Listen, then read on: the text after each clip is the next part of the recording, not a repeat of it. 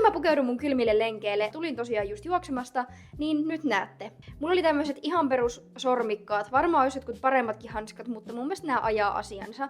Sitten mulla on tämmönen Salomonin panta. Tää on tämmönen tosi ohut, mutta tää tosi hyvin lämmittää mun korvia. Tää menee korvien päälle, suojaa päätä. Tykkään. Sitten mulla on tää mun juoksuliivi, mikä mulla on aina tässä päällimmäisenä. Sen jälkeen mulla on tämmönen vähän paksumpi pitkähihanen. Sitten täällä on taas uusi pitkähihanen.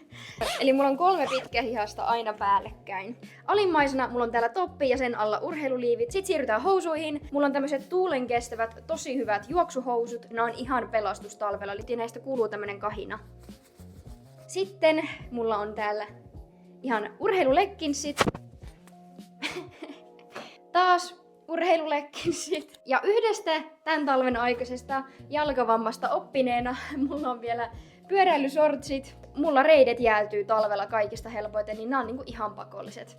Ja sit mulla on 2 tämmöiset tosi tavalliset jotkut H&M-sukat päällekkäin. Eli näin mä pukeudun talvella mun juoksulenkeille. Kerro kommenteissa sun paras vinkki talvella juoksemiseen, koska otan mielelläni vastaan. Moikka!